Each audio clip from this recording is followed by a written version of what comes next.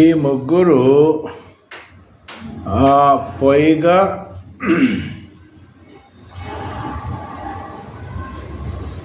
పూదత్త పేయాళ్వార్లు అని పిలుస్తారు. శ్రీమన్నారాయణుడి శంఖమైన పాంచజన్యం, గద కౌముదికి, ఖడ్గం నందకం అంశంతో జన్మించిన ఈ ముగ్గురు విశ్వక్సేనుల వారి నుంచి మంత్రోపదేశం పొంది దేశ సంచారం చేశారు.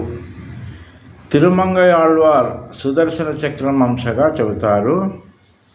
మేదరి ఇంట పెరిగిన ఆయన బుట్టలు చేటలు అల్లి అమ్ముతుండేవారు.